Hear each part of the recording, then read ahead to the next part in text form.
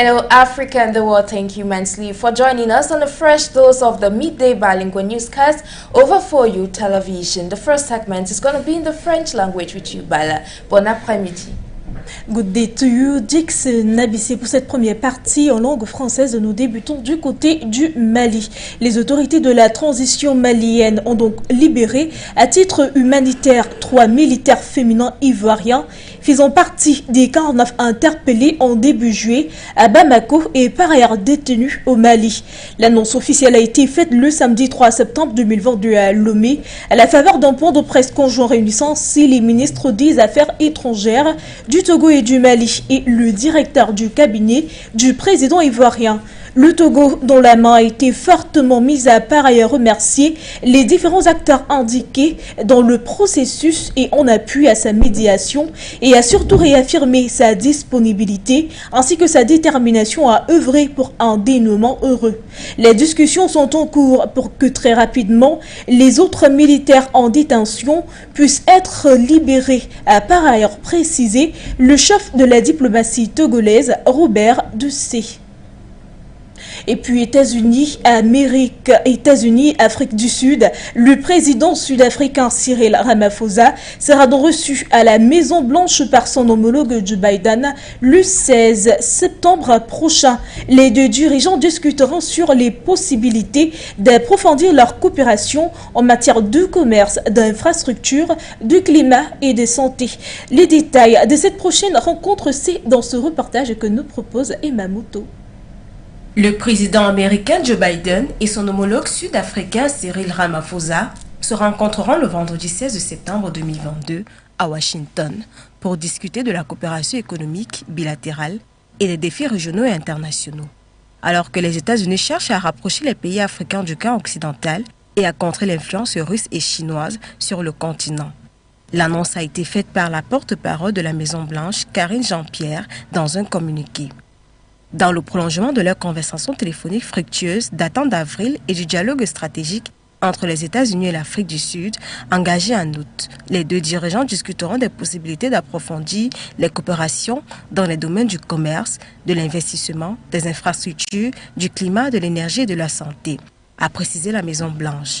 Les deux dirigeants devraient également évoquer les actions communes pour relever les défis régionaux et internationaux. La rencontre prévue entre le président américain et son homologue sud-africain intervient quelques semaines après une tournée africaine de 6 jours du secrétaire d'État américain Anthony Blinken qui l'a conduit en Afrique du Sud, en République démocratique du Congo et au Rwanda.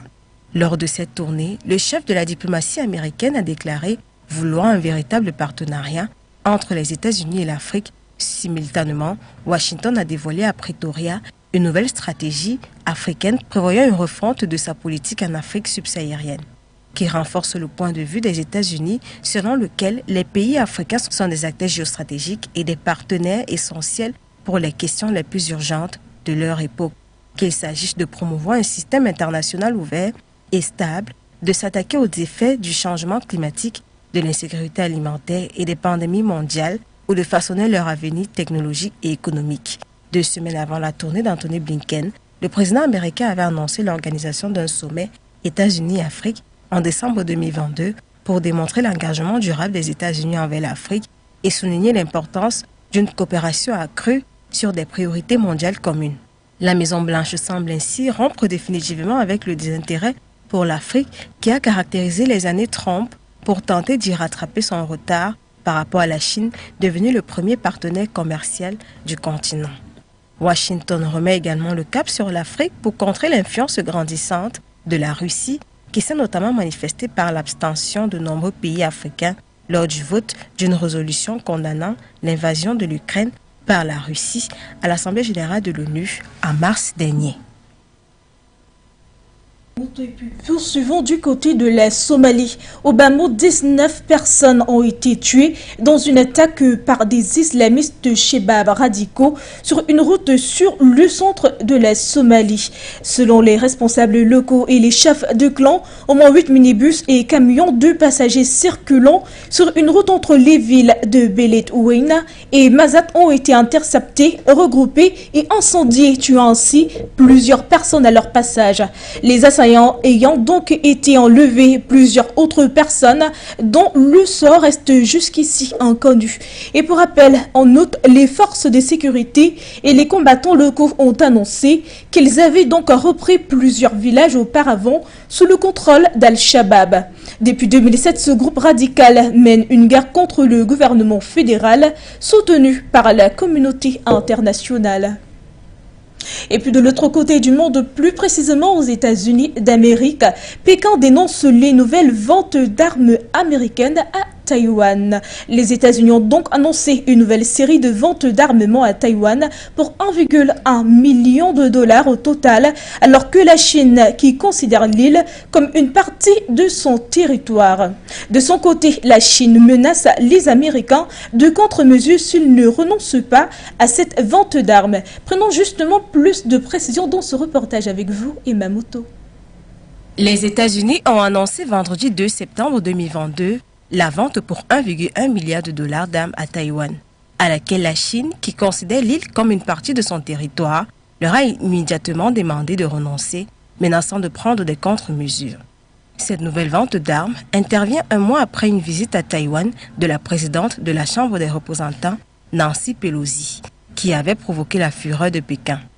La Chine avait alors lancé les plus importantes manœuvres militaires de son histoire autour de l'île. Le gouvernement américain, de son côté, a approuvé la vente à Taipei pour 355 millions de dollars de 60 missiles Harpoon capables de couler des bateaux de guerre, 100 missiles de courte portée, Sidewinder capables d'intercepter des missiles ou des drones et d'un contrat de maintenance du système de radar à Taïwan évolué à 665 millions, a précisé le département d'État dans un communiqué. Il s'agit de la plus grosse vente d'armes américaines pour Taïwan depuis l'arrivée à la présidence de Joe Biden en janvier 2021. Cette annonce intervient un jour après que les forces taïwanaises ont abattu un drone commercial non identifié dans le cadre d'une série soudaine d'incursions qui ont semé la confusion sur l'île après la précédente démonstration de force de Pékin qui a déclaré avoir tiré des missiles balistiques au-dessus de la capitale Taipei.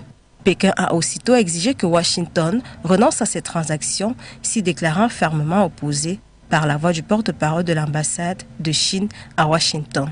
Liu Pengyu, la Chine appelle les États-Unis à révoquer immédiatement les ventes d'armes à Taïwan, de crainte qu'elles n'affectent davantage les relations avec les États-Unis, ainsi que la paix et la stabilité dans le détroit de Taïwan. Cependant, pour se concrétiser, ces ventes doivent recevoir l'aval du Congrès qui est quasiment acquis. Le soutien militaire à Taïwan bénéficiant d'un large soutien parmi les élus des deux bords. Et puis en Allemagne, le gouvernement va débloquer 65 milliards d'euros, ceci en faveur du pouvoir d'achat et envisage même, après de laborieuses négociations au sein donc de la coalition d'Olaf Scholz, de mettre en contribution les profits exceptionnels des entreprises énergétiques.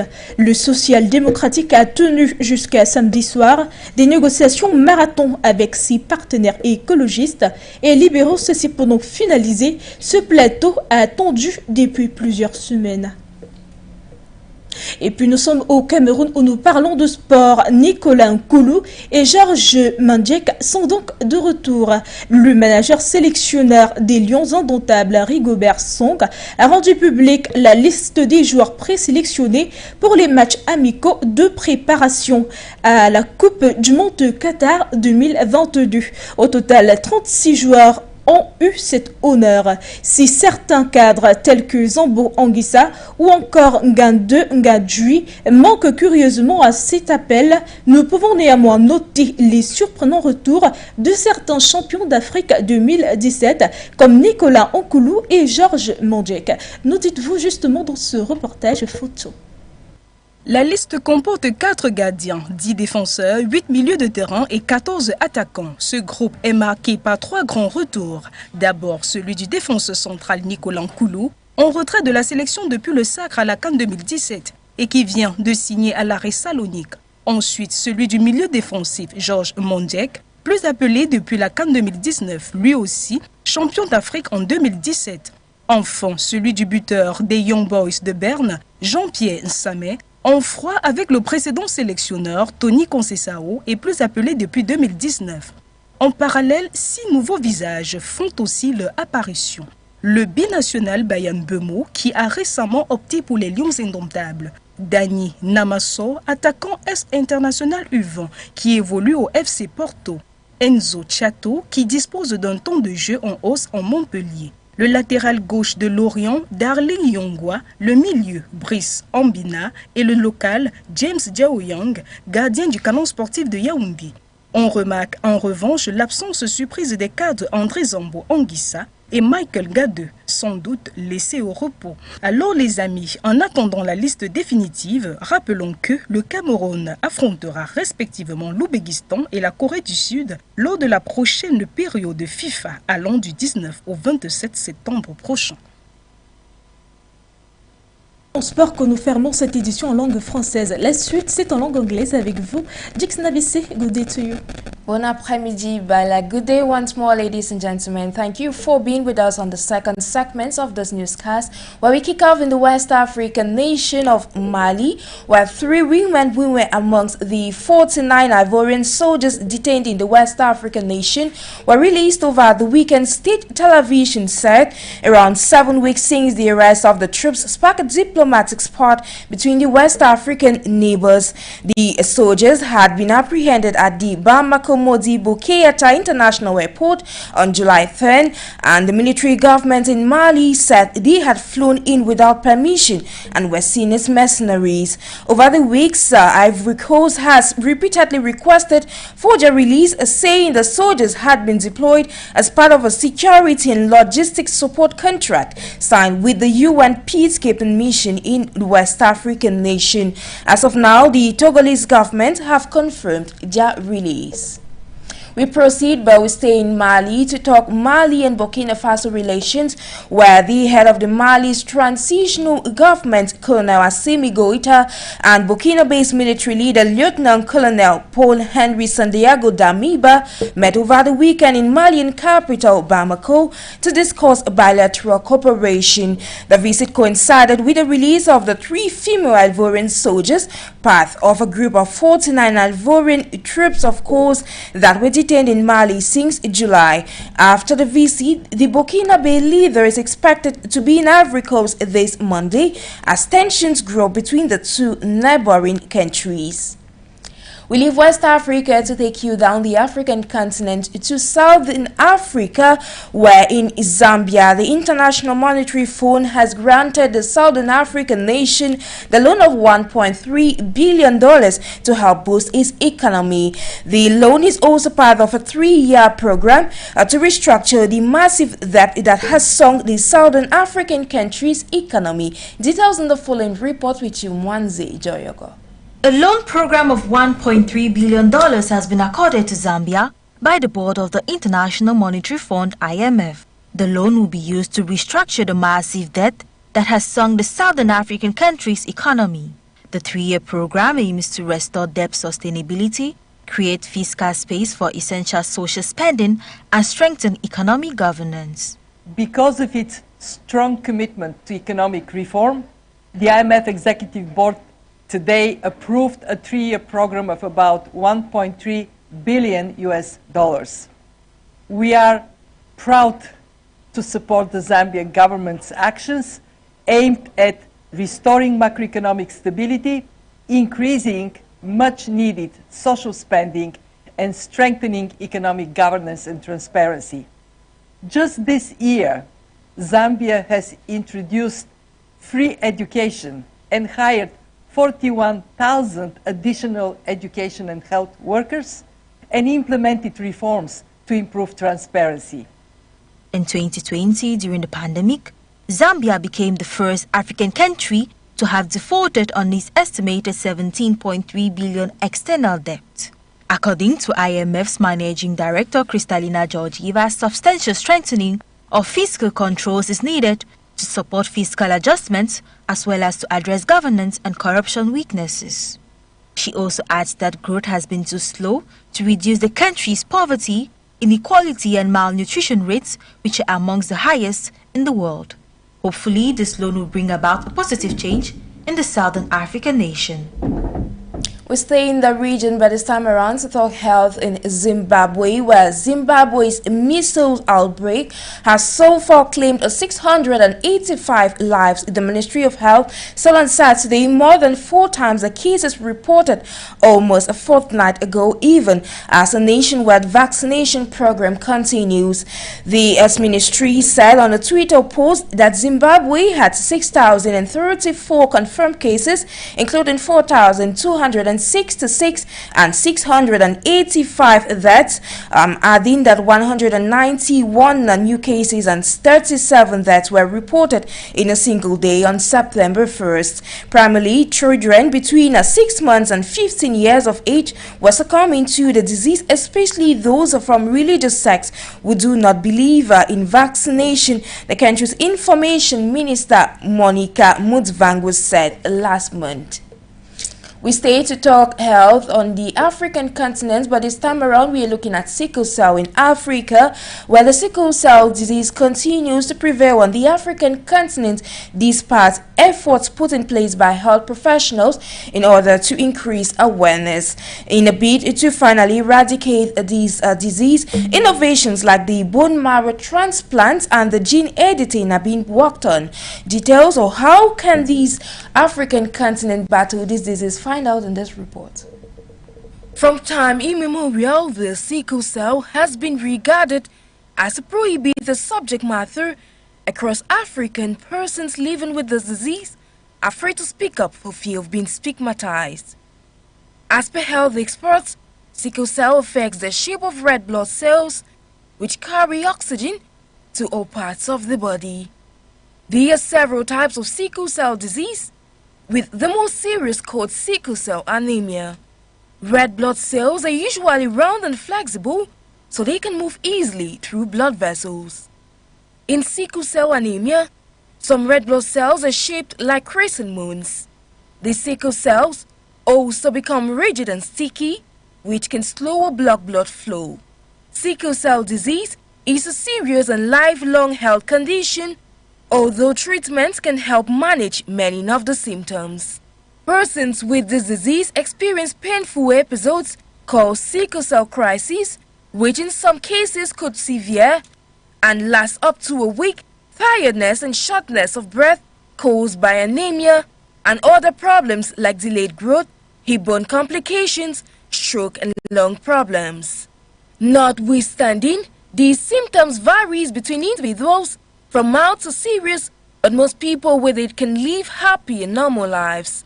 Mild sickle cell disease may have no impact on the person's day-to-day activities. Though it could be detected during pregnancy or soon after birth, individuals already with the disease are expected to drink a lot of water or fluids, stay warm to prevent painful episodes, take painkillers such as paracetamol or ibuprofen, antibiotics to reduce chances of infection, take a medicine called hydroxyurea to reduce symptoms, and may sometimes require regular blood transfusions if symptoms persist or there are signs of damage caused by the disease. Amidst all these treatments, there exists a cure for the sickle cell disease. The only cure is a stem cell or bone marrow transplant, but not done very often because of the risks involved. Capable of turning into different types of blood cells and gotten from an healthy donor, once given through a drip into the vein, starts producing healthy red blood cells to replace the sickle cells. However, individuals are always counseled on the importance of knowing the genetic compatibility before proceeding to marriage. Of the African continent is straight away to Germany, where Germany has announced a 65 billion euros package of measures to ease the threat of rising energy costs as Europe struggles to scarce supplies after Russia's invasion of Ukraine. The package, much bigger than 2 previous ones, will include one-off payments to the most vulnerable and tax breaks to energy-intensive businesses. According to latest reports, Energy prices have soared since the February invasion, and Europe is trying to wean itself off Russian energy. It is worth noting that this comes after the Russian energy major Gazprom extended the shutdown of gas flows through its Nord Stream 1 pipeline to Germany on Friday, providing no time frame for its reopening. To wrap up the second segment of this newscast, we now take you to talk sports, where the Guinean officials have assured a CAF delegation on a walk-in visit ahead of the 2025 CAN of their readiness to host the competition smoothly despite security as well as financial challenges. Hosting the 2025 Soccer Fiesta, the military government has described its priority. Takewana has the rest of that story. The hosting of the African Cup of Nations has for over the years been a pride to many, given its economic and infrastructural advantages.